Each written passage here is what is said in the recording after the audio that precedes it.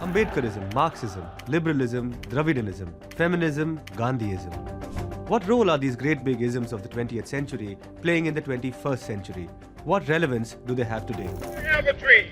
I'm an atheist in the same way as I'm an leprechaun. Why have there been casteism existing in the country still today? Feminism, by definition, is the belief that men and women should have equal So the rights. nature of the system is to be as mean and rotten as you can, to try to maximize profit.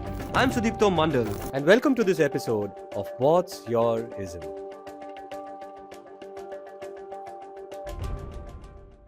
Hello and welcome to What's Your Ism? I'm Sudipto Mondal, and if you've been following the show, you'll know that the previous episode was shot in a town called Miskolc in Budapest, and now this show is being shot in Wayanad.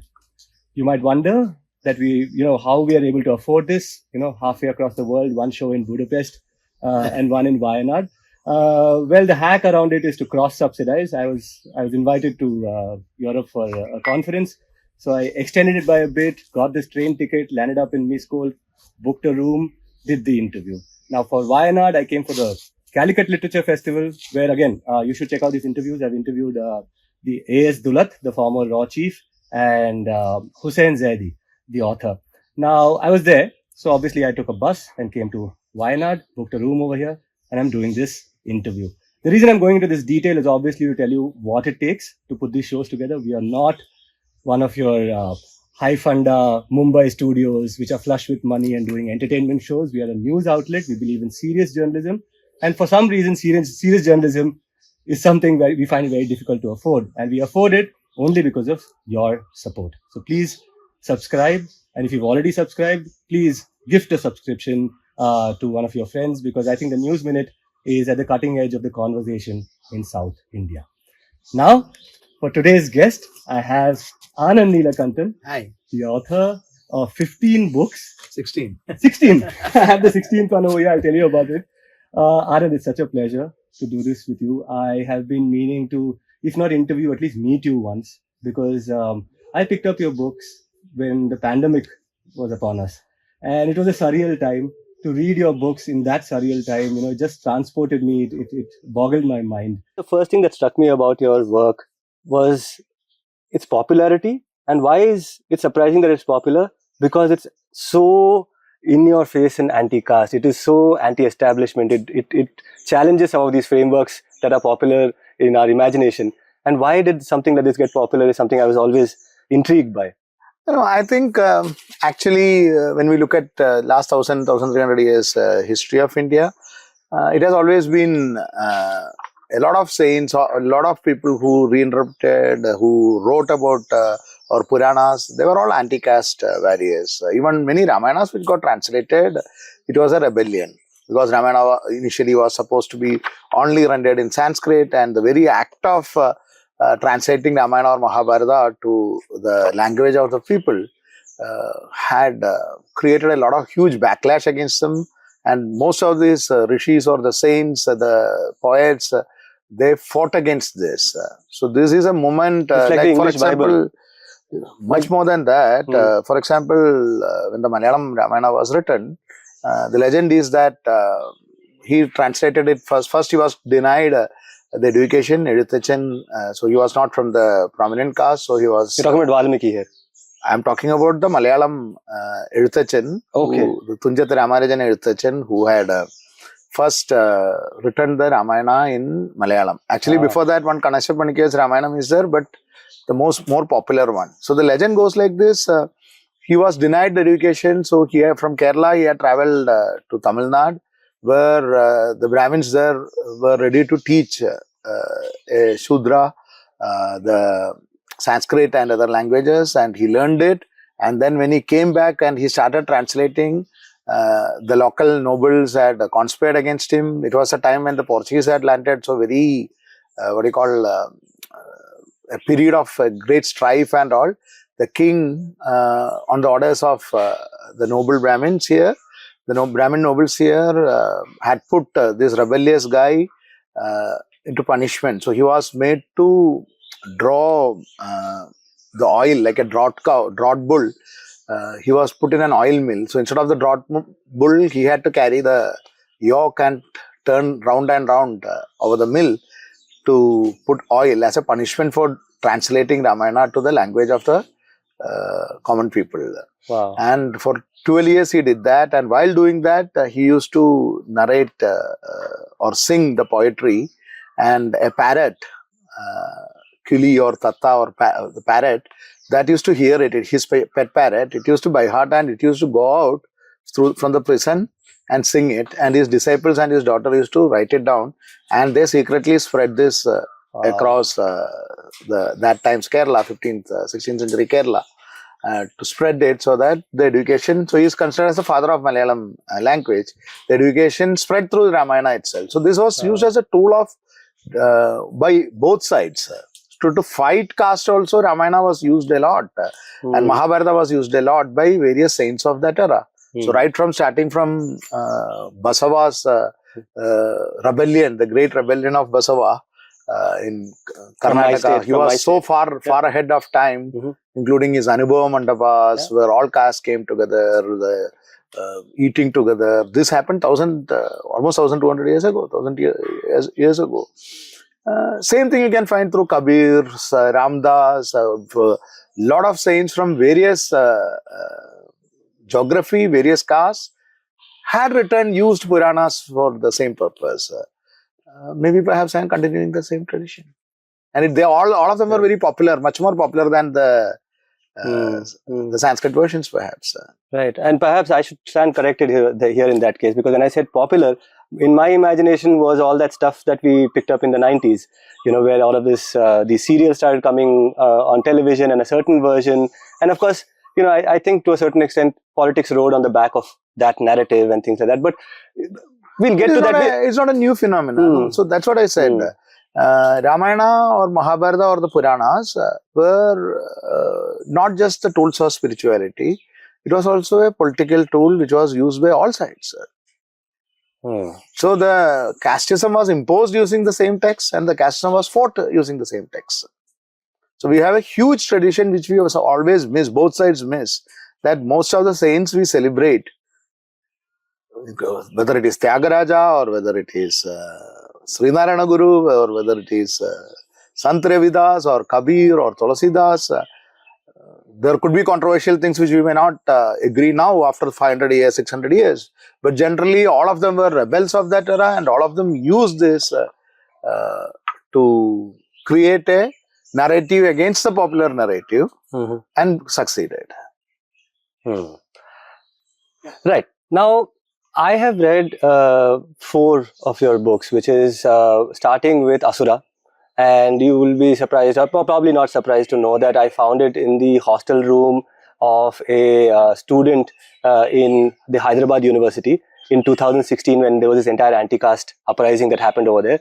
This one student of this Ambedkar Students Association had this book with a very provocative title saying Asura, the Tale of the Vanquished. And immediately I picked it up from there. I couldn't put down your work, and then I traveled into Kali Yuga, and then you had Ajaya and the Vanara.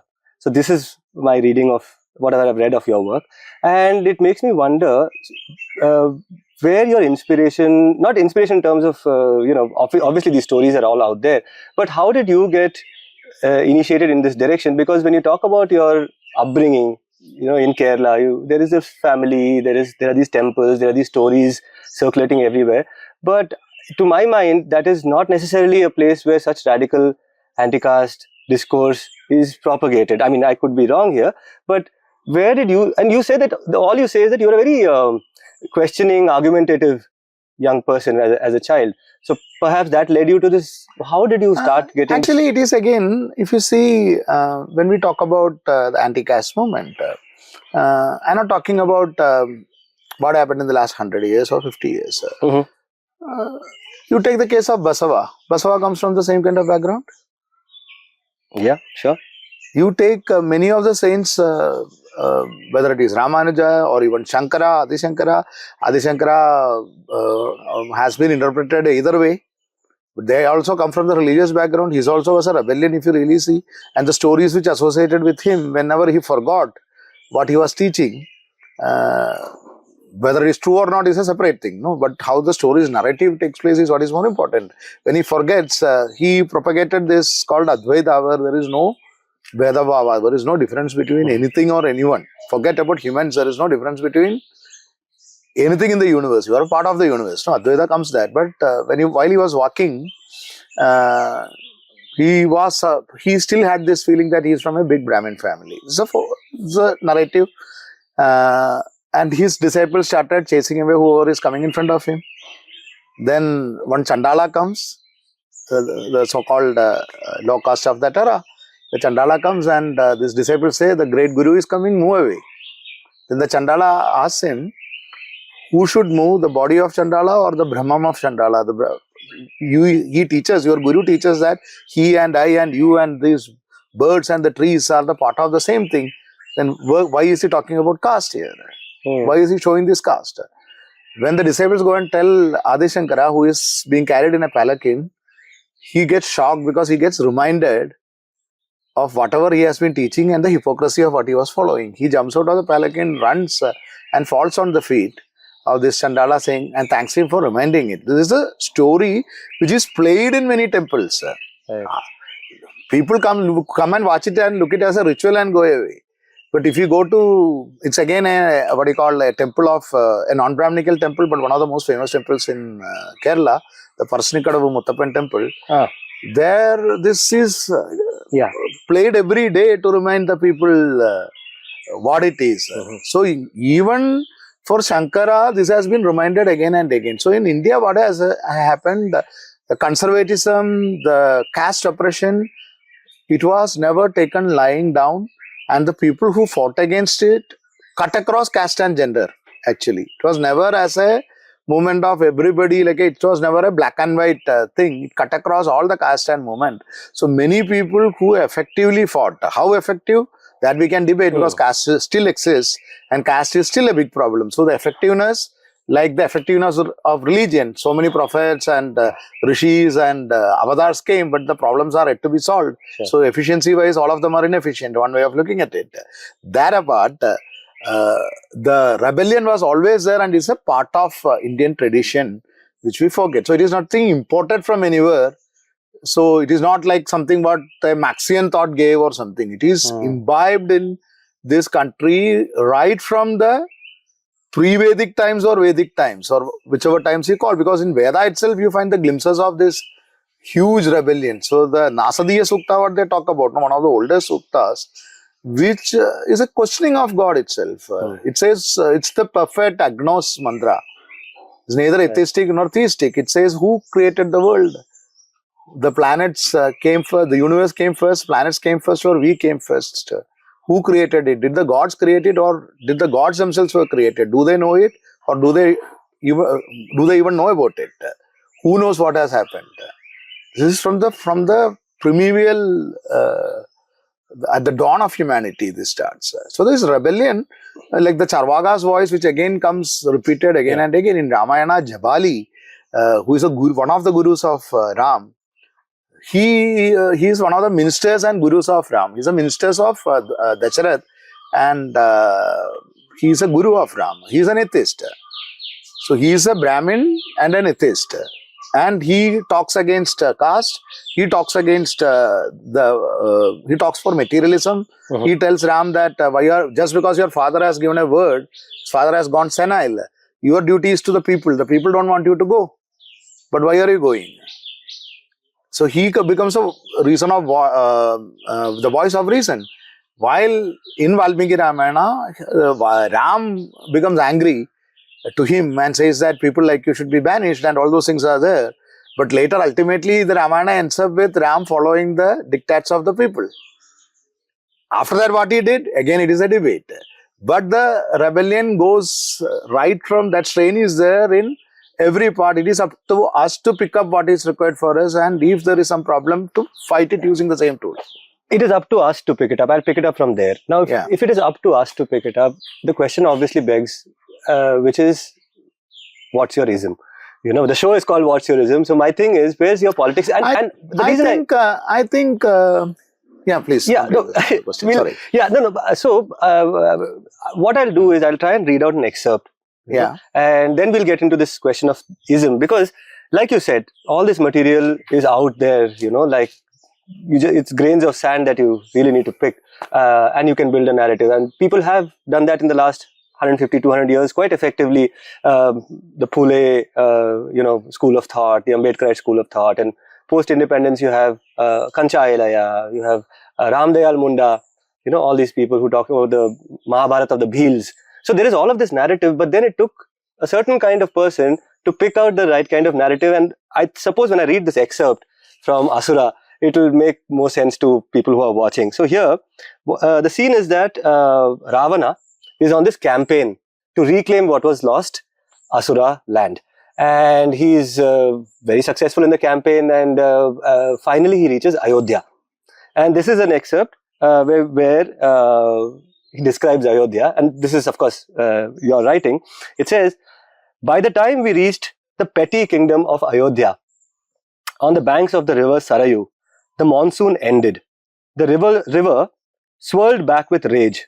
At a distance, we could see a few hutments and rundown buildings with a torn flag flying. It had the emblem of the rising sun. But going by the condition, it would have been more appropriate to call it the city of the setting sun. Ravana sent a messenger to, and this is very important, Ravana sent a messenger to Ananya, the king of Ayodhya, asking him to surrender. But 6 days passed, and there was still no reply. Impatient, Ravana ordered us to cross the river and attack the city. But what a shock awaited us when we entered the city. Of all the places I had seen, this was surely the worst. The streets were filthy, and urchins ran around naked. Flies buzzed around the rotting carcasses of street dogs. Pigs fed on refuse. People lived on the road, pissed and relieved their bowels where they lived. The streets were narrow and winding. It was a dust bowl. Had it not been on our way, it would not have been worth entering this hellhole. This hole. There was nothing here to plunder. There was no defending army to greet us. Instead, a swarm of beggars with outstretched arms rushed out to meet us. We were confused and dug through our pockets for some change. Our army marched through the narrow streets with urchins cheering, us semi-naked women staring. When we reached the palace gates, there were only 2 old guards. The gate was made of rotting wood. The guard carefully, Anyway, this is a description of Ayodhya in your book, and this is Anaranya's time. This is far ahead. And I dare say that people who visited it recently will not find too much different, and that is why I think it is provocative, because of how closely it is meshed with our realities today. All of these things that you speak about, you talk about the Cape, the peninsular part of India, and you talk about its richness, its beauty, its culture, and the fact that it is because of the Asura people, that this entire intellectual tradition exists in the peninsula, and as opposed to the Deva land, which is you say at one point, horse riding savages. Horse riding savages is how they're described in your book. Now, therefore, I ask you, there are these very strong lines over here, which resonates a lot with Ambedkarites, with anti-caste movements of the present period. People who are, let's even say, challenging some of the communal narratives that are being pushed from the north and things like that. So that's why I want to know, where's your politics coming from? You're clearly not a Marxist, but what are you? I mean, where does it come from? My politics comes from the age-old rebellious tradition of India. That's what it is. It is the same tradition of Charvaga, who asks if by sacrificing the sacrificial animals reach the heaven, why don't you sacrifice your parents? And this is like 3,000, 4,000 year old sloka. Right. Where Charvaga calls one of the rishis himself, he calls the others who are chattering the mantras around a sacrificial altar at fire as frogs crocking in the rain. So it comes from the same rebellious tradition. So I need not import Marxism, because Marxism failed to understand India. Marxism failed to understand the reality of India and the depth of the civilization. Now, all said and done, this is a very deep civilization, and it is not just, it doesn't belong to one community or the other. It is a composite, complex, contradictory, rich and rotten civilization all at the same time. That cannot be very simplistically made it as us versus them, poor versus rich, white race versus black race, Brahmin versus others.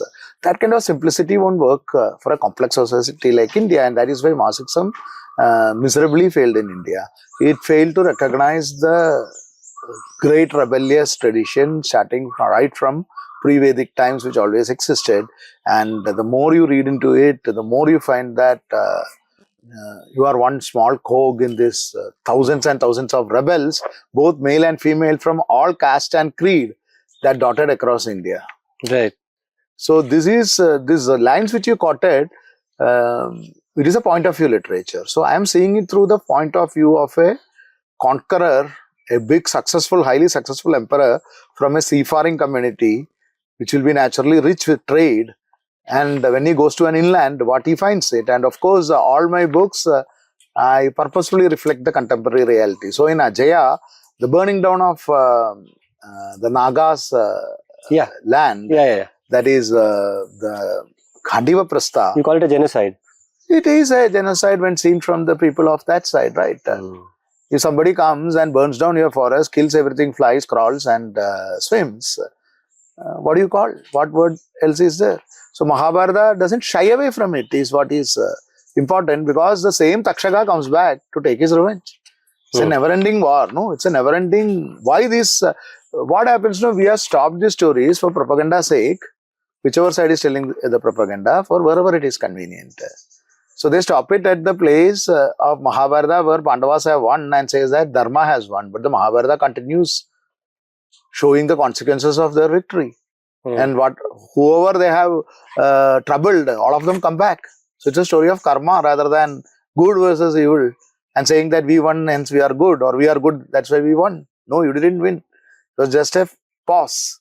The moment 5 pages hence, 50 slokas hence, you find that suddenly you are down in the drains and the other side has won. That is a way of life, the cycle. It's much more deeper than very simplistic comic book narrative.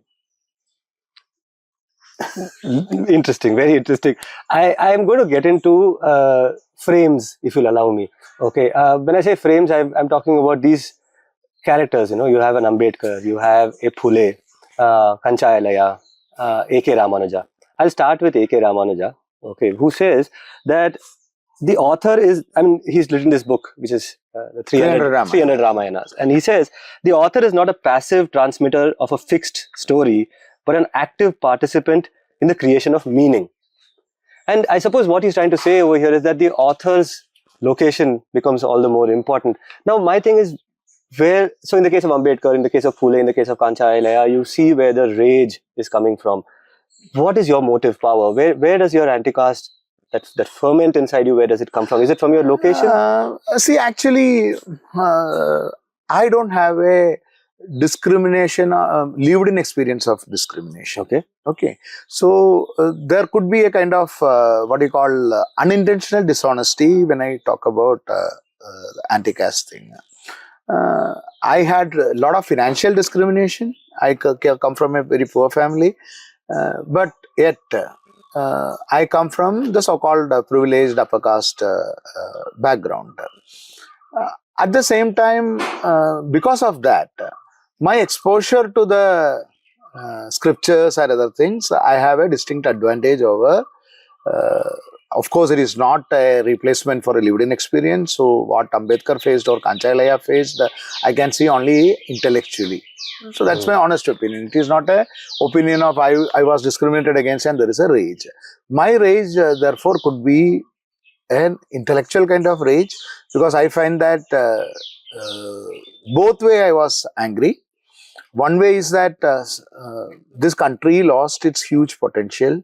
Country in the sense I am not bothered about the sheer geographical boundaries that keeps changing. 75 years ago it was something else. I am talking about the cultural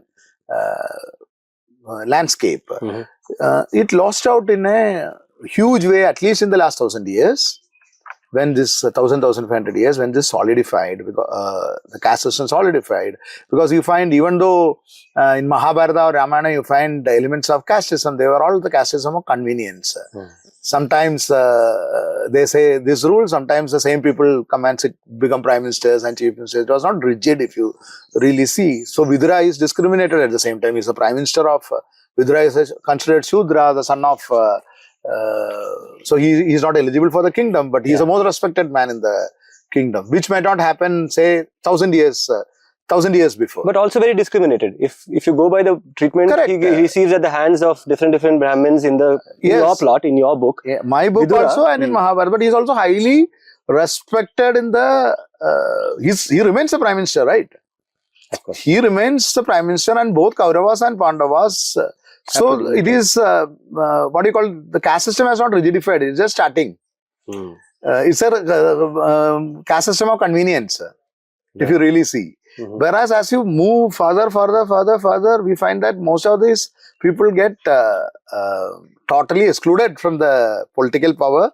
It's not just mere, so Vidura's discrimination might be perhaps a very able Dalit sitting in a high position. It's a hushed discrimination behind, or some power play discrimination, but that he holds his position and he can impose his position wherever possible.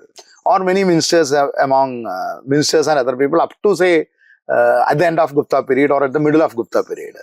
After that you find, and this is not true about all parts of the country, it came later to various other parts of the country. But at least over the last 1,000 years or 500 years, it became so horrendous that both women, irrespective of their caste, there could be honorable exception which proves the rule, but most of the women, half of the population, and around 70-80% of the population got excluded, and the entire civilization went down.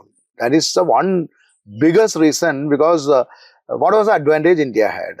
It has the greatest fertile land in the world even now.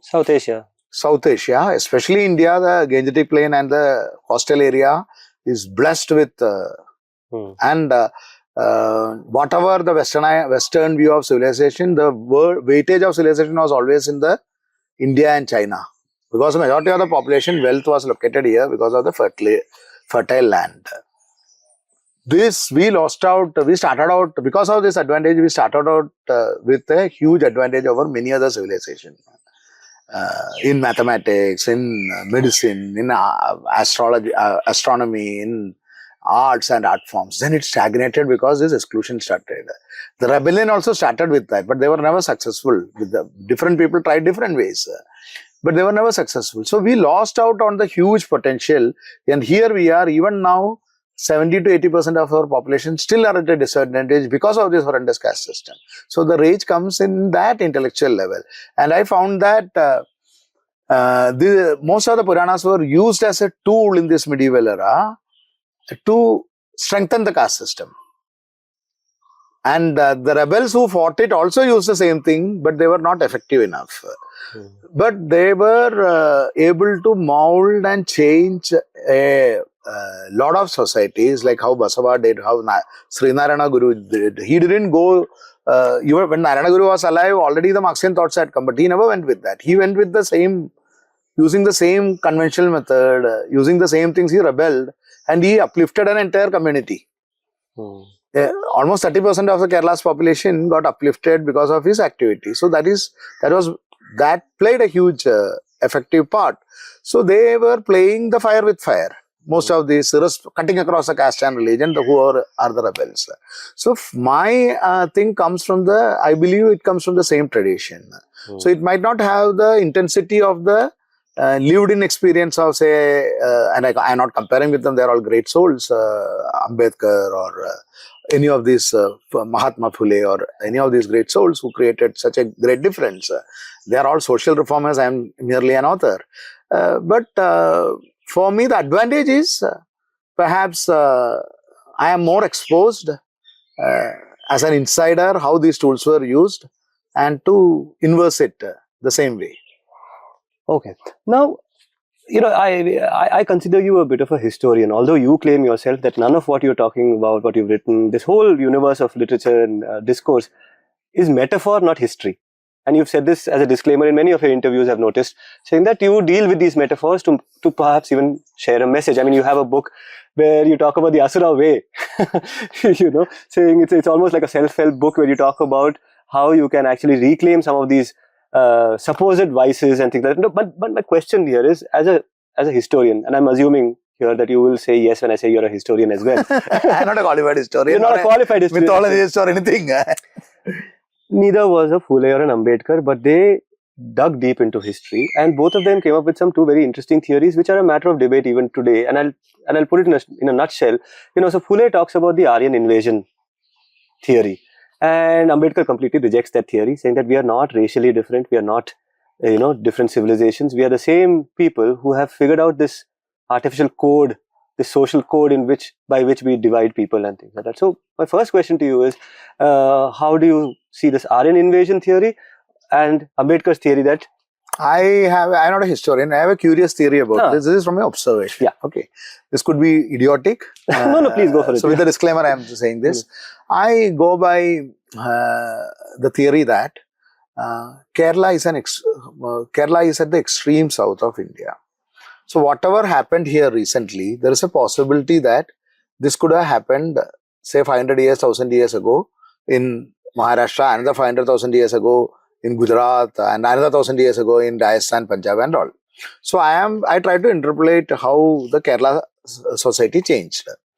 So Kerala had before the advent of Brahmins, there were priestly class before, but they were not Brahmins. They were called Andana, the local priests and other people during the Sangam era. So Kerala was a part of the Sangam period, the Chera side of the Sangam period. The historians differ whether it came in 3rd century or 5th century or 7th century, even though there are references of Brahmins in Sangam era itself. The Nambudris, what they call, they came to Kerala from the north. It's the legend, folklore and history, which many historians agree to. They came from somewhere, and how did they come? They didn't come with a lot of arms and army. They came with some stories and rituals. They came here, and it was mainly a male-dominated migration from the north. Which now, with all this Tony Joseph's book, Early Indians and all that, we have DNA evidence also perhaps to show that male migration. This I have been holding for the last, before DNA, of course, 15-20 years. So I am just, it's from sheer observation. Yeah. They came here, the Brahmins came here. So many of us could be the descendants of them. They married. There was this thing of, they intermarried with the local nobles and other things. And they came with this philosophy that Brahmins don't own anything. Okay, Brahmins are not supposed to own anything. They are the arbitrators of this thing because they are not worried about the wealth. So there was this martial class and warring class. What they did was, since the story is that Brahmins don't own anything, most of these assets were transferred sometimes to the Brahmins, the temples or other things. And they, to their credit, initially they lived a very simple life without using only for their use. So there is this custom of people coming and giving, it's called karcha. That is, they come and show it to the Brahmin touches, praise it, and they takes it back. This was how it started. So all the land, many of the land was in the Brahmin's name. Okay. And the first among them, the eldest son only will marry from the Brahmin caste. The younger sons will marry among the so-called Shudra caste of Nayars and other castes on a sambandham where it was matrilineal. So it worked either way. The other societies were matrilineal. So it didn't matter for them who the father was as long as he's a decent man. And that lineage, including the kingdom's lineage, went through the matrilineal way. So what happened? You have a DNA mix of two different races without any violence. At the same time, you have a group of people through the first son following the Vedic customs.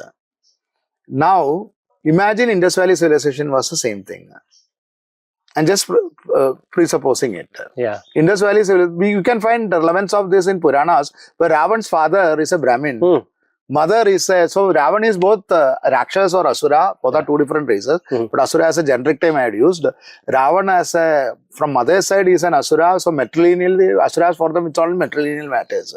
But patrilineally is a Brahmin also, so he's also called Brahmin. That conflict he has in Asura, whether who am I? Yeah. Yeah. What is my identity? Can I read that section? Yeah. Okay, let's read this section. And it's a bit of a segue. I was getting into something else, but since you brought this up, this parentage of Ravana, would you want to read it? I will just complete this, then okay. we can read it. Ah. So, my imagination is that Indus Valley civilization would have been like perhaps like the Kerala society before the Aryan immigration theory. A group of Brahmins would have come, not as a violent, like how they imagine, who kills. That is a British imagination, because that is how it had happened in Europe. Usually it was very violent. But the Kerala's Brahmin invasion was never violent. They come with some stories, some rituals and other things. They coexist. So there will be, you may find some Vedic altas also perhaps. Like Kerala, if you dig out, you will find both all the kavu, what they call, the serpent grooves and other things of the non-Aryan version of worships. And you also find the Vedic altas, because some Brahmins would have lived. It would have always been a composite society. DNA analysis, what my problem with Tony Joseph's thing is that, imagine tomorrow Cochin goes under the sea. And after 5,000 years, you find some graves. You find some Jewish graves. And you conclude that all of them were Jews. Because they only had graves, no? The 60% Hindus are cremated. You don't find any bones of them. I'm talking common sense. Yeah. So you find a grave and immediately you jump to the conclusion that DNA proves they are also, Cochin goes down, DNA will prove all the Cochinites were Jews. And they were like a micro minority. Right. Same thing will happen with the Raggari thing. No, whenever you take a DNA from a grave, you have to understand that in India, always cremation, partial burial, full burial, all kinds coexisted right from the Sangamira, right from the Vedic age. So just like the Western way, I got a grave and everybody will be buried. So that is the way. It is not going to work. Same problem is going to happen with the deciphering of Indus Valley thing. Why? Because imagine, it's just a flight of imagination. You get a boat from a railway station here. You don't know, all the languages have died. Hindi has died, Malayalam has died, Tamil has died, Kannada has died. Say it's in the Palghat border, you have 4 Tamil, Malayalam, Hindi and English. And you finally decipher Hindi and conclude that all the people in Kerala were talking in Hindi. Now what has happened, the Indus Valley scripts, you don't know whether they are the script and whether it is, unlike Mesopotamia and other things, it's not a panchayat level civilization. Most of the other civilizations were very small. This is like almost from Afghanistan to Maharashtra. So it could have been like present day India, where different communities coexisted and there could have been 20 or 30 or 40 languages like present day India. So the signboards could be of any language. They could be from left to right, they could be from right to left, they could be from top to bottom, they could be from bottom to top. You don't know which way they were read. You don't know which language, which part, whether it is the same language. So even deciphering is not going to solve the problem, because India is a huge fertile land. There could be multi-ethnic communities right from those beginnings. Even in Puranas, you find these could be tribes, Yakshas, Kinnaras, Gandharvas. These all could be different tribes and people, which coexisted, each having their own language. And if that is where I have a problem with the Tony Joseph's, where he first draws a line and then brings a cattle and ties it there. You can't, maybe that is a right line. I am not denying that. But my problem with that is this, that just by graveyard, now Varanasi is a Hindu city technically, but there are Muslim graveyards there. In Varanasi, every day thousands of cremation happens. Tomorrow Varanasi sings 4,000 years ago, they find the Muslim graveyard and conclude it's a Muslim city. It becomes so idiotic, right? That way of DNA conclusion and suddenly jumping and crying from the roof, I have solved it. No, you have not solved it. You just found one Jewish cemetery perhaps in Cochin, instead of the entire Cochin. Great point. And I suppose the only thing I can say in response is that, science deals with what is available. So does history, and history is a scientific, study. Now, there is enough in not just in history, but also in your own books and literature to show that there has been a conflict. Conflicts would have been there. War, bloody conflicts, genocides, and all of that. Definitely. And when you talk about colonization particularly, suddenly when you said that, I was reminded of this quote by Desmond Tutu, who talks about Africa's colonization. He said the colonizer came with a Bible in one hand and a sword in the other. Now, when you talk about this very clever chicanery of coming to the south, intermarrying, and still finding a way to propagate your ideology, and all of that, there's a combination of a sword and a divine text or a certain. There is more of storytelling than sword. Then to place the order, sword would have been there. Once the power would have come. Now, because obviously you can't control so many people's minds with the sword. Correct. Because great storytelling. The feature of caste is the servitude which is willing. Not just that. One important point, many Dalit activists, as an outsider I am saying, they may get angry with me. I don't mince words. What they fail to understand or what they refuse to acknowledge is that it is not like the racism of the West. Of course. Why? Because racism is white versus non-white. Here, every caste versus other caste. So, once I had one of the famous, since I have not taken his permission, I am not quoting, one of the famous Tamil director had a conversation with, so we were discussing about films. So, we were discussing about the Periyar movement and others. So, this guy is a Dalit, very pro-Dalit guy.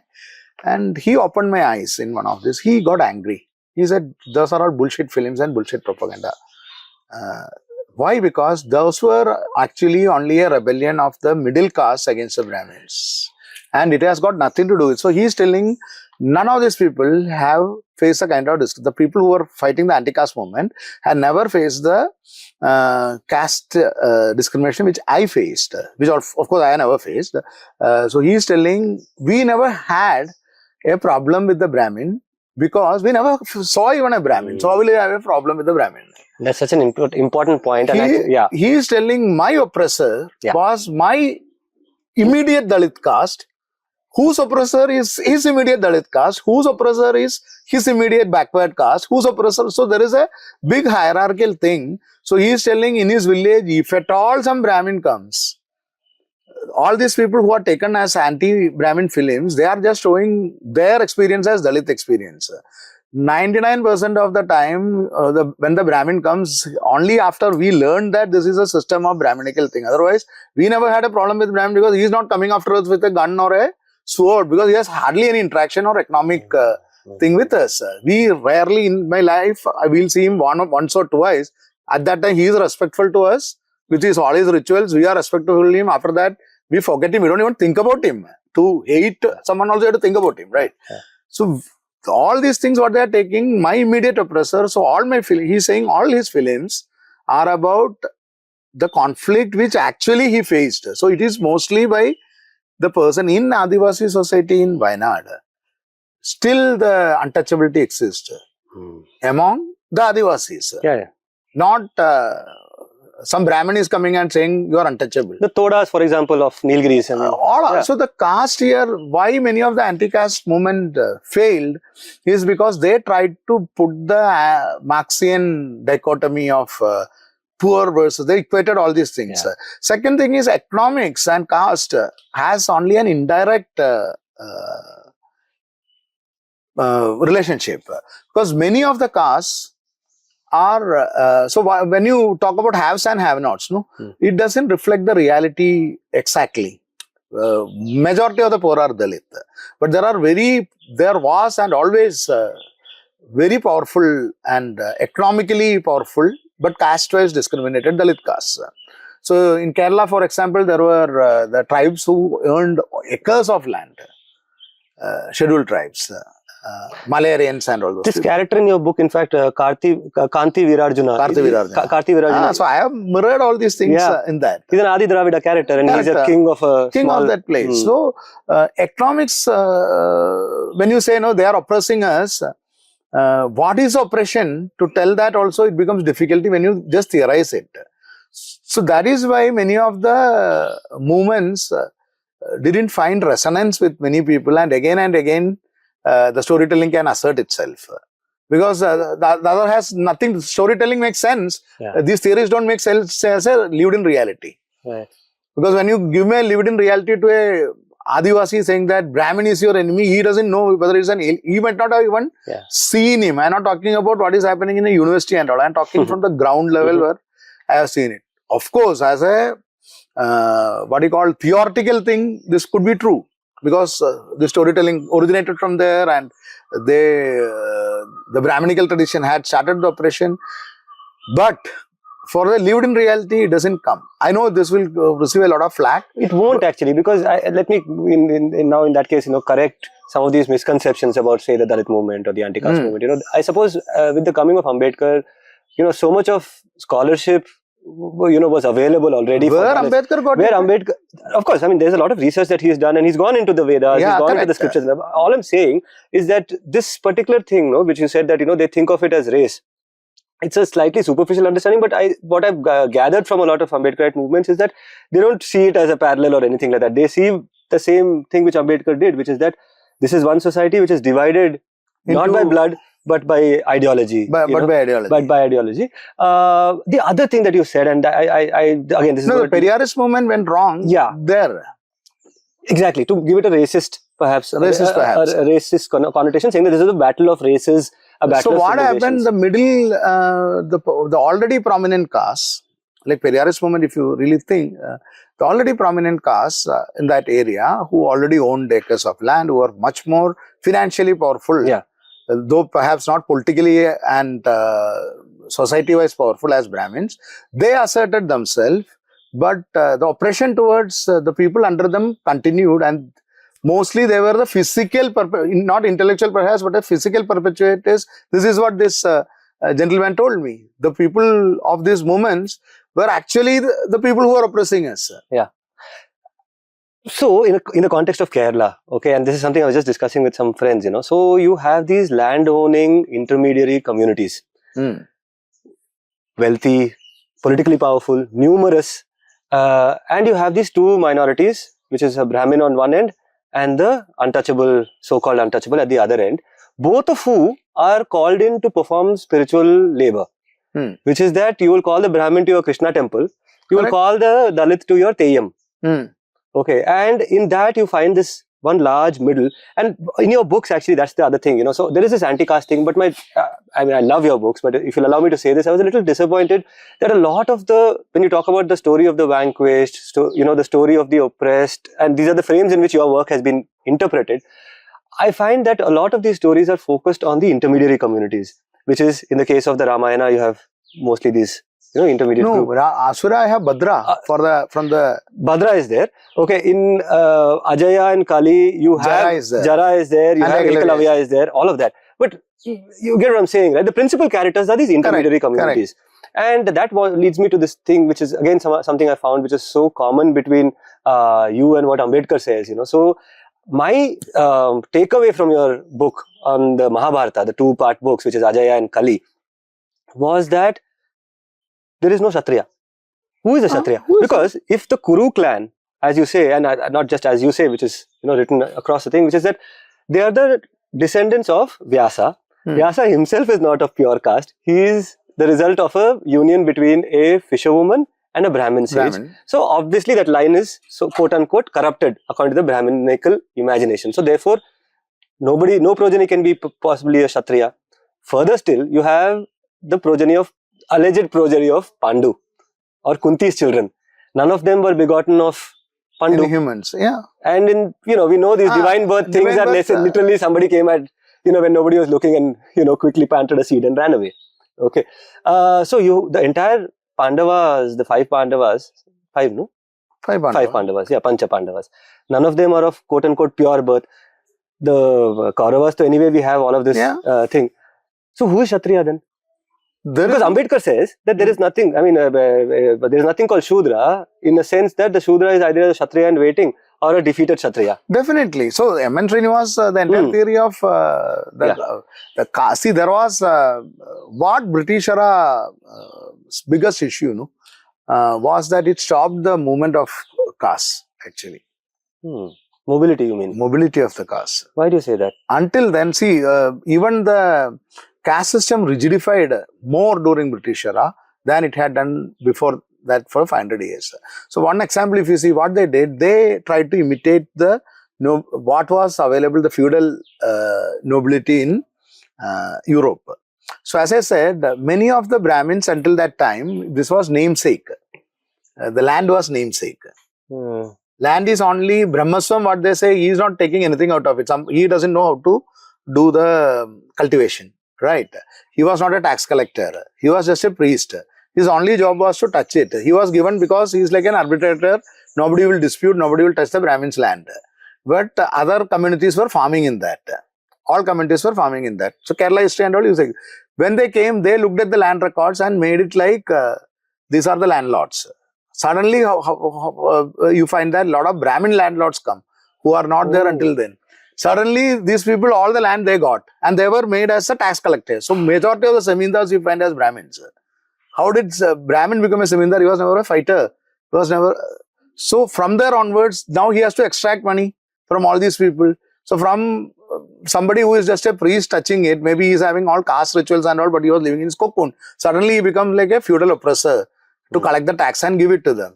So caste system rigidified at this time. Before that, if you see, many of the royal dynasties, they are having a very lower origin. Now people will get offended. But if you read history, there is a system of Let's list them out. Hiranyagarbha. Yeah. We can list it out. But this all could be very controversial. Shivaji. We can start from Chandragupta Maurya. Sure. Chandragupta Maurya is from a society of shepherds. Who the Chanakya brings it up and makes him into a Kshatriya. So, the entire dynasty level you take historically, like Travancore kings, they have this celebration before becoming the king, a very great way of earning money, I would say. This ritual was there where these Brahmins conceived that a golden cow has to be made. He will enter through the mouth and come out through the vagina of the golden cow. So that it is, the cow has given birth to him and made him from a Shudra to a Kshatriya. So that is how he becomes a Kshatriya king. And this gold was divided and distributed among Brahmins. Good scam. But many communities rose in caste by bribing or by conducting this kind of rituals once they assumed the power. So this mobility of the caste stopped with the coming of British. And actually, British rigidified the caste system. So, until then, if you have money and power enough, any caste, irrespective of whichever community, so many examples you can take. They could be coming from tribals who rise to become the so-called Kshatriya, the second in hierarchy. Rarely, very, very rarely to Brahmins, but mostly up to Kshatriya level, because that is where the political power was there, fiefdom was there, and at that time, there will be exceptions, but if you are really a Brahmin, life was not easy. You can't have wealth, you can't have this thing, you can't have that. If the society have to respect you. Otherwise, you are like a fake Brahmin, like other times. So, Kshatriya is the best place to be for anyone socially mobilizing up, because you have power, you have economic strength. The Brahmin became so important only after the British rule were they quickly went to education because they didn't have enough land for cultivation. Bureaucracy emerged. So bureaucracy emerged, and they also were responsible for giving whatever was a nominal holding of land into permanent zamindariship. So you find suddenly the caste system and these people have to collect tax. So they employ other castes too, because they can't directly go and fight and get it. So they become money lenders, they become the landlords. And there is another intermediary caste who goes and actually oppresses people, beats up people. They don't allow them to change their profession. Otherwise, the communities used to vote by their feet. When did the plight of the Dalit became so bad? Earlier, imagine an era 500 years ago. They will just run away. No? So many communities have run away. If a landlord become oppressive, what will that community do? Who are, say, basket weavers? The entire community will migrate, isn't it? So there was a limit. So there were a lot of guilds which were operating. Weavers, we find weavers migrating from one place to another throughout the history. Only when the British came and this tax system became so crucial that this migration stopped, then you are trapped under one, just like a European feudalism, you are trapped under one lord who is oppressing you and taking money out of you and making into a slavery. Otherwise, Indian caste system, horrendous though it was never had the efficiency of the British feudalism. So it was, the societies could bribe and come up, which we see in history a lot, or just run away from the places where the things gets very bad. So you find a lot of communities migrating from one part to other, as not as an individual, but as a community itself, and going to the places where they are getting better lives. So the revenue system that they introduced, you're saying, was a reason. I'm not saying that all the ingredients for oppression was already there. of course. Now you added the British efficiency to it. Right. Right. Systematic efficiency to it. So the last 200-300 years were horrendous, horrible. Whereas many Dalits think it was because of the British they were able to get education. The question is what education? Comes the next question. Because the education which the British provided, liberating though it was, and we are all thankful for what it happened. The initial period, they can't enter the bureaucracy. There was the caste system was already rigid. They go to school and do what? So they lose their traditional thing only after getting nearing independence and independence. This added value. Say 1800s, somebody gets an education, he is not going to get employment anywhere. He loses his. These people all were having their own, what you call, the guild or the skill guilds. From there you are out. So you end up as a manual labor to someone else, from a weaver or a potter or somebody who is earning independent living. It's a very radical way. People will get not very comfortable with it. But if you really analyze what happened is that was a period of pain. Later it changed and we are thankful that it changed. I'm not saying it should stay there. But there was a period where perhaps the oppressed and most of the people suffered worst. It was not during the Islamic period or even the period, Buddhist or Hindu period before that, but during the initial era of British, where extraction was the only norm. There was no other norm. Money extract. So those who were entrusted to extract it, they were also forced to extract it with all means. The only exception perhaps to that would be the Peshwa rule, where you had actually a Brahmin kingdom and a, supposedly a system of revenue which was designed around the caste system or whatever. The caste system revenue was always defined. But Brahmins in a kind of a position of... power. See, I am not telling Brahmins didn't oppress or anything. I am telling the British system made it very efficient and systematic, and it added the layer of feudalism to an already existing. So the mobility, we find that the mobility, individual mobility may have increased, but the community mobility almost ceased to exist. Right. So after that, you rarely find any caste becoming suddenly Kshatriyas. No, the entire group becoming Kshatriyas, or entire group becoming Vaishyas suddenly from some other community as merchants. You find a lot of Dalit groups becoming Vaishyas before that. At least we saw it in Bengal. I mean, so many of them. Even the Banjaras were very rich. At least who are successful, like any community, poor will be there. But as a community, they used to take salt, they used to take gunpowder, they used to take, and very important for that, it was a tribal community. Even up to Mughal period or before that. So from some other community, they become into, Varna and caste doesn't have a direct correlation. So from Dalit were caste of Dalit, but Varna of Vaishya or Varna of Kshatriya. So it becomes so complex that it is a beast to tackle. So that is why any definition, it becomes difficult. It is not negating whatever struggles people have faced or anything like that. I am saying there is a little bit more of complicated complexity should be understood to tackle this, which only I think Ambedkar got it right. And Ambedkar says that the history of India is the history of a mortal combat between Buddhism and Brahminism. Since you brought it up, this Buddhist era. Well, I don't see many references, at least in the work that I've read.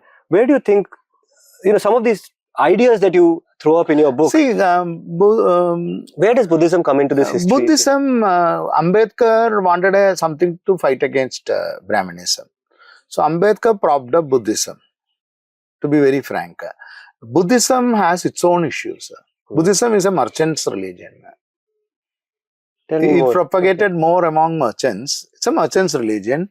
It is a city-based religion. It doesn't have the same kind of respect towards nature, respect towards seeing the entire world, at least theoretically, philosophically, as a whole of the. I'm not talking about the Brahmin religion. What is Brahmin religion? There is no Brahmin religion. Now, No, Brahminism might be the Vedic religion is dead and buried, if you ask. Hinduism has got nothing to do with Vedas now.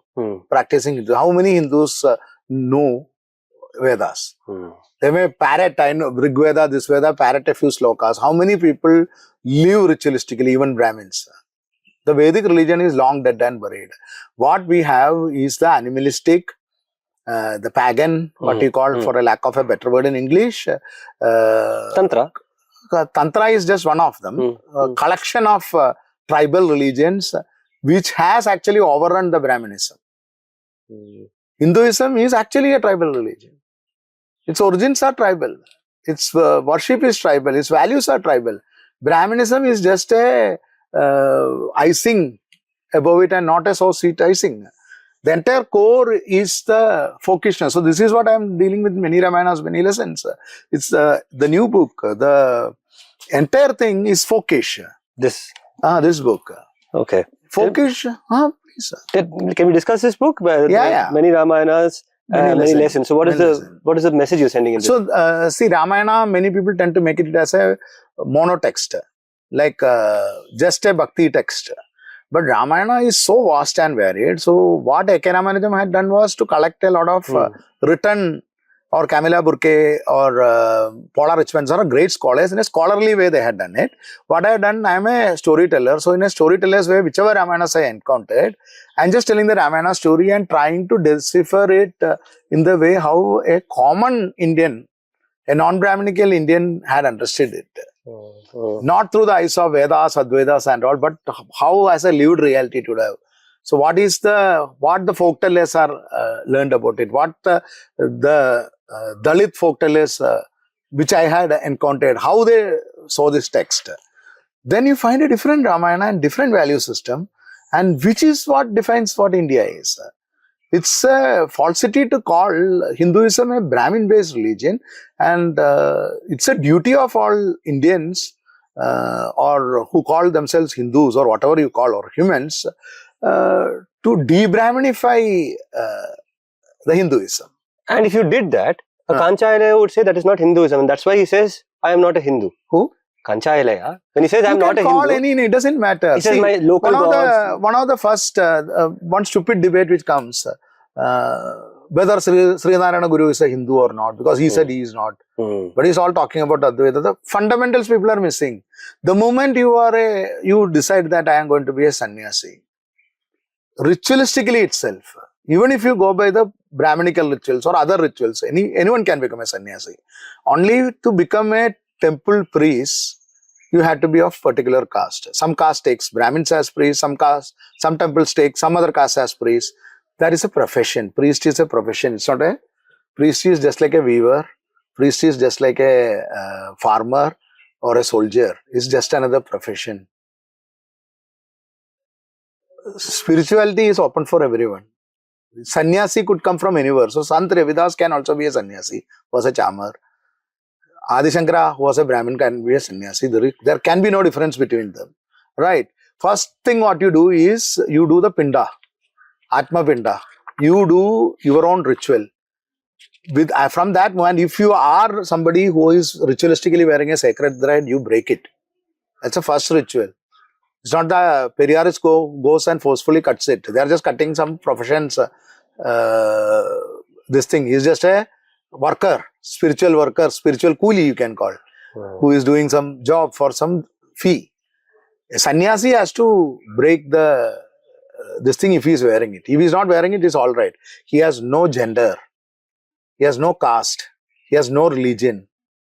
That's the first principle. So you ask any sannyasi who has taken Diksha, he could be a Dalit, and his Purvasrama should not be asked.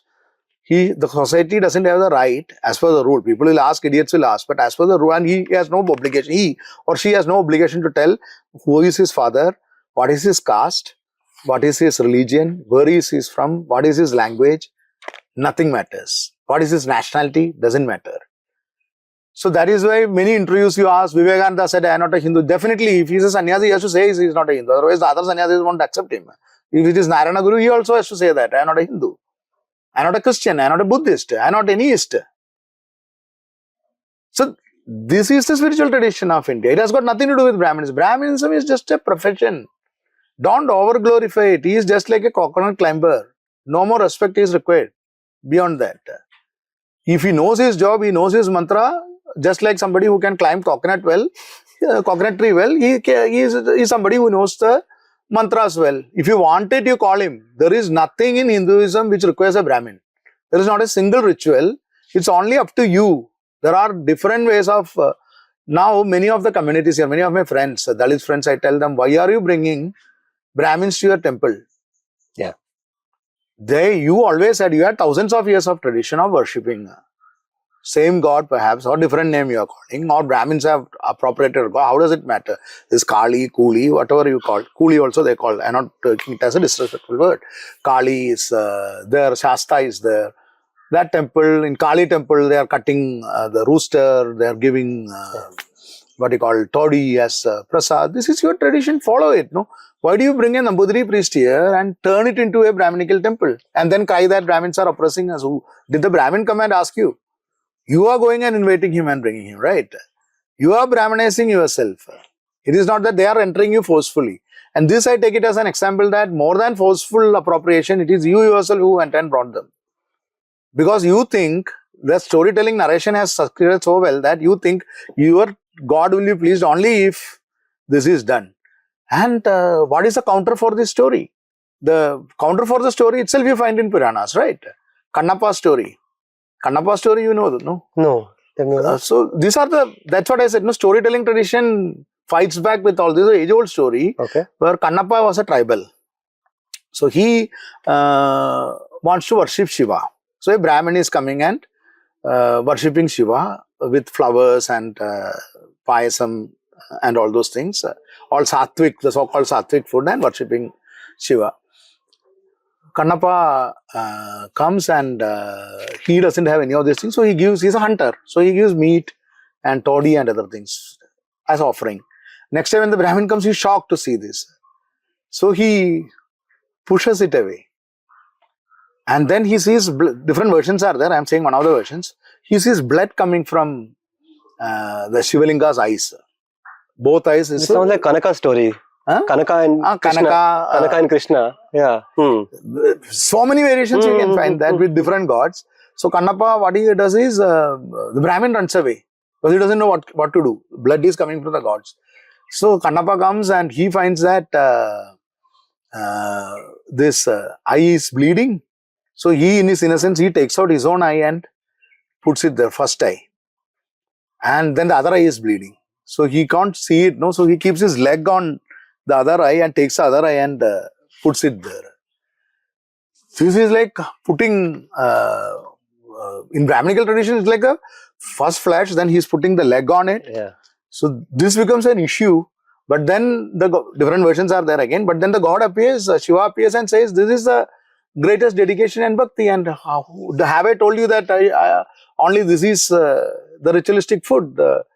Whichever way you do it, it is only your intention that matters. And he gives back, it's a story. So he gives back the eyesight to Kannappa, and Kannappa is celebrated as the greatest bhakta than all the Brahminical thing.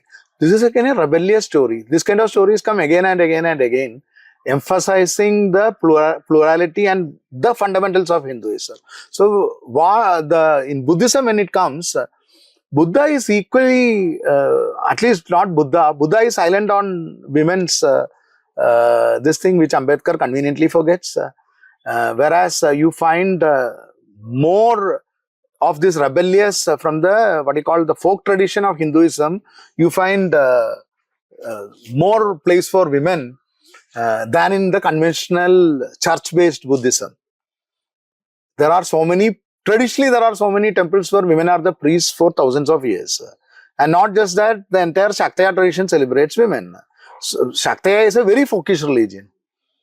Shaktaya is the ultimate folkish religion. The Stree who even celebrate menstruation. So whatever the Brahminical thing says as a taboo, it gets celebrated as a rebellion on the other side. And that is the more popular Hinduism if you really see. So when you go to a church-based Buddhism, which is not really different from a priest-based religion of Islam or Christianity or Judaism, the Abrahamic religion, you actually are losing your freedom. There is no need to bring the Brahmin to your own culture of the pagan or the folk Hinduism, which is the core, which 99% of the people follow. So, the question therefore comes as to what is the route to emancipation? And Emancipation, the route is first thing, you have to change with times, right? So naturally, none of these Puranas are going to help you, except as for understanding human nature, if you understand it properly. Other than that, first thing, materialistically you'll have to prosper. Spiritualism can flourish only at the basement of materialism. That's why I wrote the Asura way. All the Indian spiritualism started after India achieved some materialistic progress. If India has lost the materialistic progress, there is no meaning for any of this spiritualism. That's why Vivekananda also said, better to play football than sit and sing bhajans or meditate. Right? First, your materialistic progress has to come. There is no compromise on that. You cannot have a country or a group of people, whether you call it country or 10 countries or 100 countries, these are all irrelevant things. As a block of humanity, you can't have 30%, 40% as illiterates. You can't have people living under the bridges and as homeless. 80% cannot be living on rations. It doesn't matter whether you're a Dalit or a Brahmin or a Christian or a Muslim. You're human beings who are living as inhumans. No government has any reason to feel proud if, as long as these things are there, they are ashamed. They have to be ashamed and we have to be ashamed. Whatever glorious civilization, blah, blah, you talk about, nothing matters if still this many people are there. First, that has to be fixed. For that, education as skills is very important. One thing what we lost when the caste... education, I understand. Education, modernity, No, I am coming to an important point. None of our modern education is giving us any skills. The best example I will tell you. Caste system had a lot of problems. Certain good things if I say, I know people will jump on me. I'll tell it by examples. Can you show all these people, whether Brahmin goes, Dalit goes, OBC goes, Muslim goes, they go to all the engineering colleges. Show me one single road in India which is in a straight line. Okay. One footpath which is properly put. One post which is lying properly. They are given the best engineering technical knowledge without caste. Okay, with reservations will be there, but it's not based on the caste. You are learning the same thing. Now, there is another caste system when it originated was a method of transmitting knowledge. Now you go to say the new temples. I'm not talking about any controversial temple. Say the temple of Swaminarayan. Just for an example. Forget their cult and other things. The BAPS. BAPS. See the sculpture work people are doing. They are coming from the same community and the caste who have been, the knowledge has been transmitted. The engineering skill has been transmitted. See the perfection of their work. Why none of our IIT, NIT engineers doing civil work are able to bring that kind of quality to any of our public things? See the temples, the quality, the same sculpture quality and the way they are. We say that 1,000 years before they built. Still people are building now in the same way. Take the weavers of India, handloom weavers of India. People go and learn fashion design and other things. See the skill set still they are carrying. Now what has happened? You dismantle that and you are not added anything new to it. You are given a generic education to everyone and got mediocre people. So I am not telling make the education caste system or anything, but the method in which the guilds had worked according to the skill. No, but that is not a college. That is not a system of education. It's a system of intergenerational slavery in which from the time the child is born, it learns to start using a hammer and a sickle, hammer and this thing to sculpt. Why do you call it slavery is the question? Because you can't break out of it. Because no, now you have all the... No, now you have. So when you talk about it in terms of look at the perfection of these temples, to my mind, in the case of the BAPS, you gave the example, and it's a great example for me to pick on because the BAPS has been accused of in the US, their temples and things like that, they were caught for slavery because these communities who they were taking from India were put in some tin cans or what do you call those trailers. And that is the labor exploitation. No, labor exploitation is one thing. That you go to Gulf, you find hundreds of. That's what. There's a capitalist. There's a capitalist extraction, and then there is a spiritual extraction. There is a code of the Mudlali, and there is a code of the Nambudri. In the case of the Mudlali slavery comes from an economic, what a class-based this thing. So the Gulf example is a class-based example, but slavery is something more than to do with class. No, nevertheless, my question when I said what way to emancipation, spiritual emancipation. Now there are people, you say you don't have the lived experience and things like that, but people who have had the lived experience, have very seriously considered the question of rejection. Saying take that whole thing, throw it into the ocean, let's discover a new this thing. But then I notice another thing. So there's this emergence, particularly in South India, a lot of people are putting a lot of effort into it. They call it subaltern Hindutva. Okay. And Hindutva, of course, is a fascist. I mean, I don't know how you look at it, but it's basically one of those very divisive Nazi ideologies. Okay. Now, you have Sanghis going into the hinterland of Tamil Nadu saying, yes, please, they encourage their Shiva worship. They encourage their Mariamma worship. They encourage Ekalavya's narratives in central India. They've even started these schools for tribals in which they say, ye Hinduism nahi to ye Hinduism, ye nahi to wo to nahi to, that's the thing. And in doing so, what they're trying to do is to build a larger, and this is not a new project. This has been going on for some time, where they try to build a larger unity against the so-called other, the imagined other, in this case, largely, let's say, the Muslim.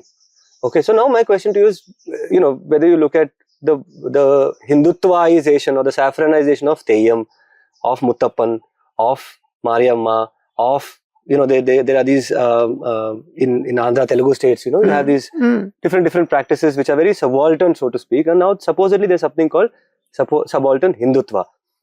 What do you make of it, and how do you look at the concept of rejection as opposed to, let's look at the different strains? The problem with rejection is that you have nothing to fall upon. What do you fall upon? Humans need, why Ambedkar? Christianity, Islam, Buddhism, atheism, communism. Why none of this worked? Ambedkar tried to convert to Buddhism. How many people converted? Those who converted are doing very well. So then if Dalits find it is easier, let them do it. There is no stopping that. No, nobody is stopping them.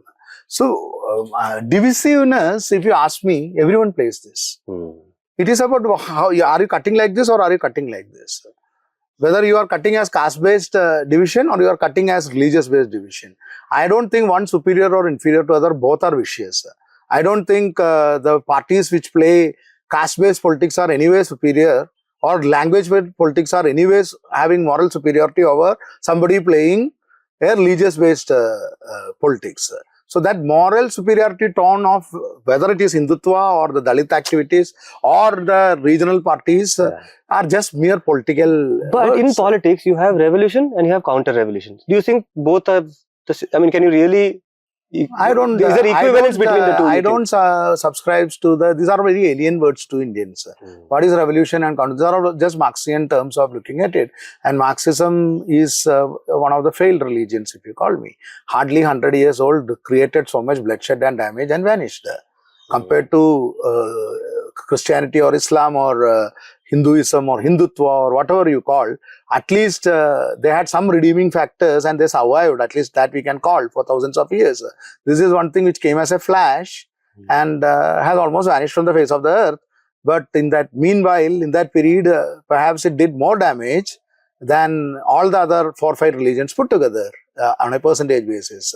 On ethnic cleansing and genocides, it holds far worse record than any Brahmanism or Islamic hordes or Christians or Jews can ever lay their claim upon. So I don't see the world in a Marxian terms. I feel it is a very juvenile philosophy.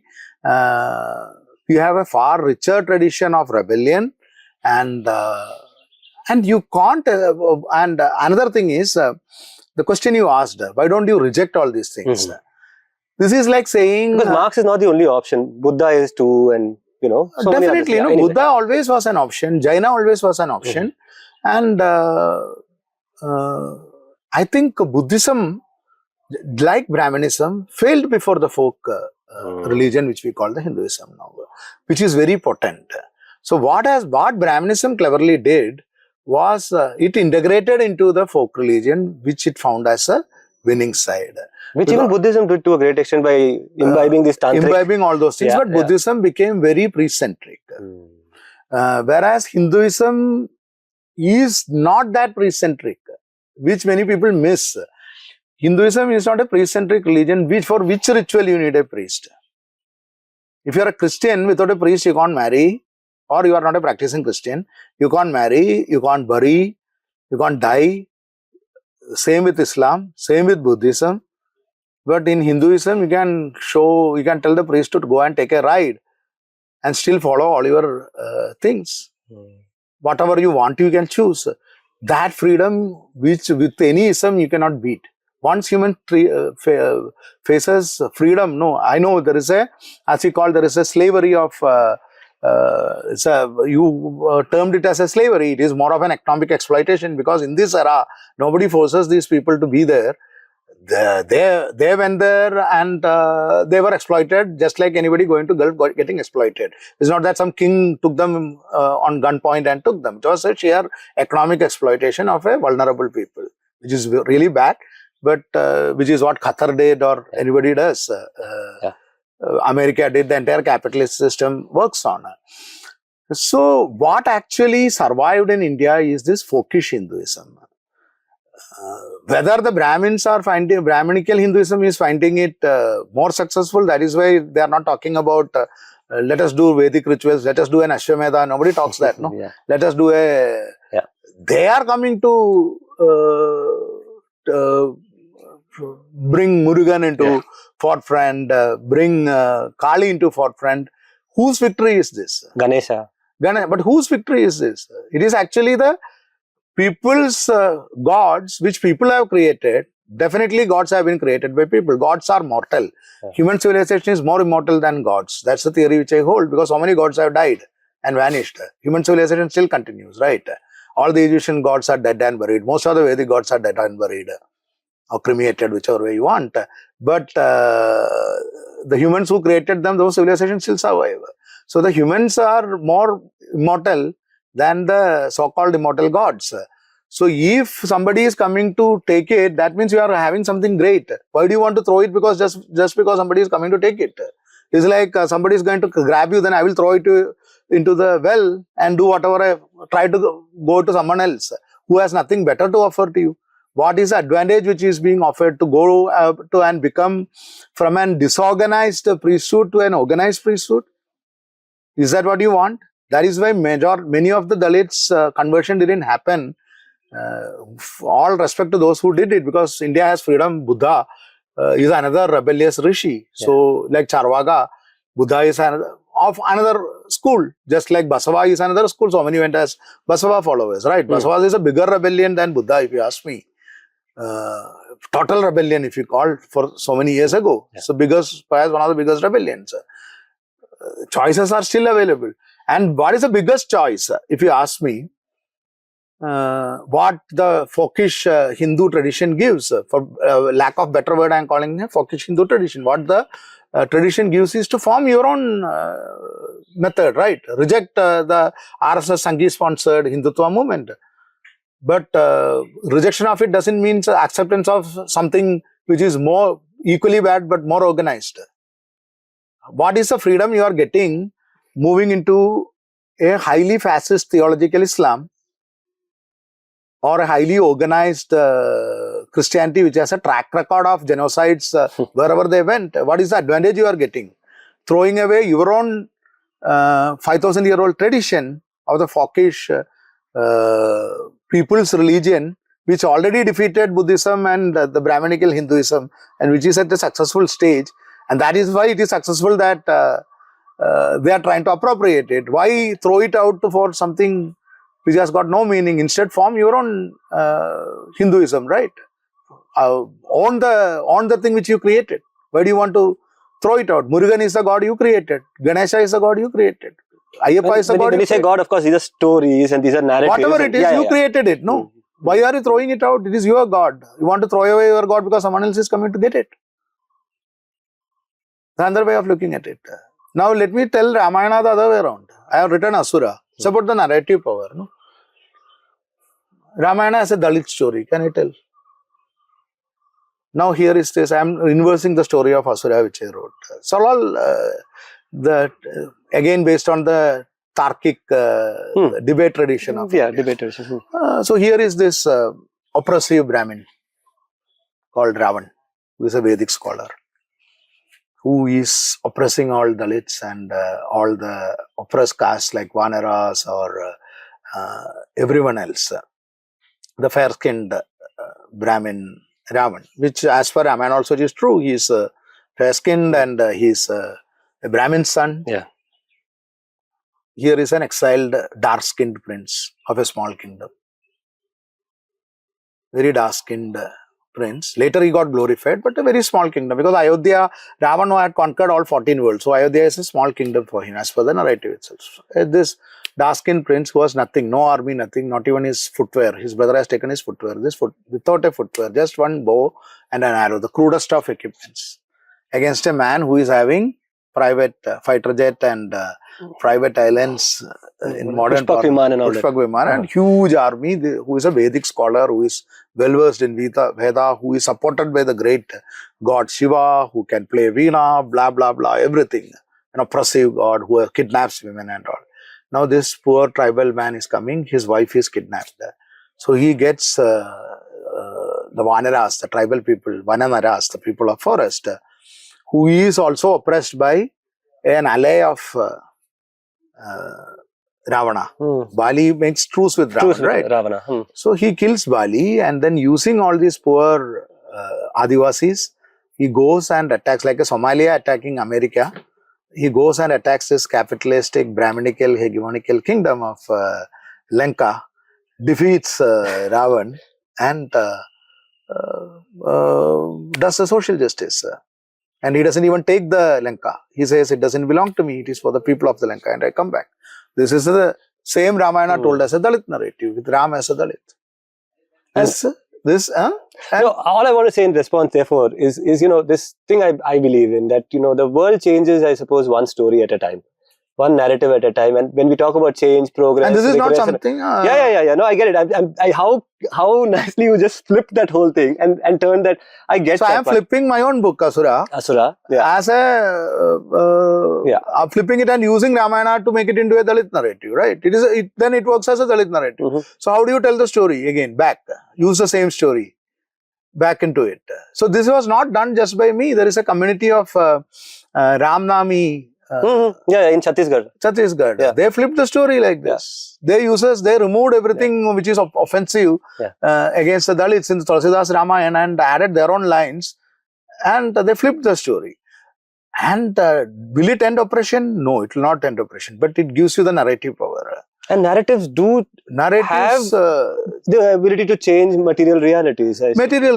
So what you find is this huge storytelling tradition of the common people, the non-Brahminical storytelling tradition is more powerful, far more powerful, which I am exploring in this book, far more powerful, which they have not learned to tell the stories, or they have abandoned the storytelling, and they are trying to go into the Marxian way, trying to grab into this way, that way. None of this have worked anywhere in the country, how it is anywhere in the world. How is it going to work in such a complicated society like India, where everyone is an oppressor and the oppressed?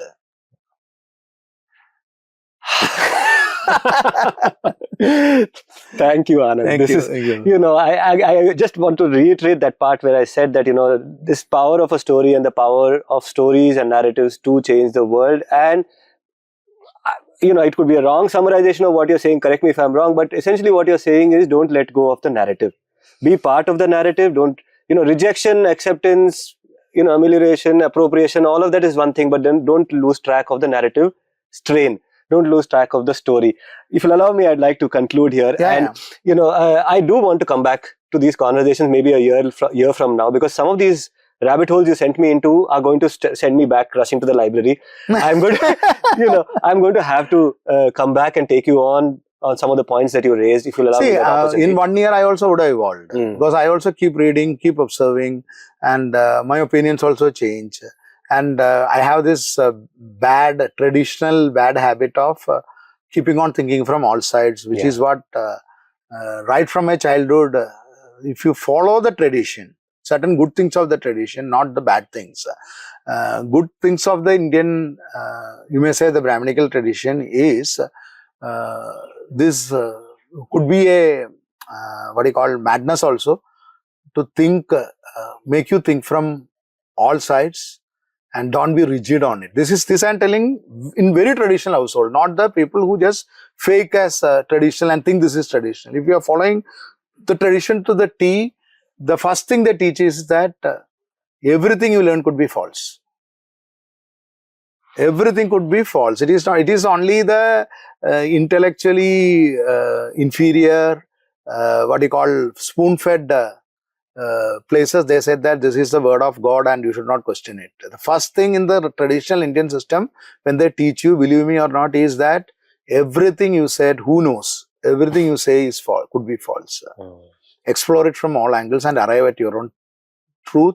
And it is a continuous quest until your, not even your death. It continues again and again. It's a unending quest of death. You can believe it or not believe. Even I am not sure whether to believe it or not, because I have not found out the answer. So, but it's an unending quest. And one more thing, if you really think, another stupid argument, before I conclude, the theory of Punarjanma, different lives. This can be flipped either way. To fight casteism, to impose casteism. Which way you use them is what is important. So many rishis who have fought casteism have used it, flipped it and used it. So the traditional way to impose caste is because you are from a lower caste, because you did something wrong in your life and you do a lot of good things, you will finally be born as a Brahmin. It's a stupid argument what they give. It's a very convenient, like any politician's argument. It's a very political argument. Just to Krishna thing, no, karam karo kind of. No, Krishna just said karma karo and you will get it. This is the interpretation which the people who wanted to impose casteism did. They said that I am having good wealth because I did some good thing in my previous life. You are a beggar because you did some bad thing. So nothing can change it. How convenient. How the rishis flipped it is because actually if you go into it, it's because every minute is a kind of, there is no question of gratitude in Indian religions. It's all of debt. These are all philosophies. There is no scientific basis for it. All could look stupid also. But this is just a thought exercise. So what they say is that the moment when you are giving dhan, if you are having money, you are supposed to keep on giving to people. But it is not to get you a place in heaven or anything. There is no concept of heaven if you really go into it. The concept is because you are having all this money and getting rid of it is your giving it back. Otherwise, the next time you are going to end up as on the receiving side. So get rid of it fast. So the receiver, he is not supposed to receive it with happiness, because every time he is receiving it, he is taking a debt from the other person. Right. So how they flipped the Punarjanma theory is that the lesser you take dhan, the better for you. Otherwise, you'll owe it to us in the next life. Owe it to in the next life. So it becomes a debt of the person who is rich. He is under constant pressure to do good things as a society. And the other one is under constant pressure to do his work and not to depend on anyone else. Of course, this can be flipped either way. It can be made into slavery. This can be made into master-slave relationship.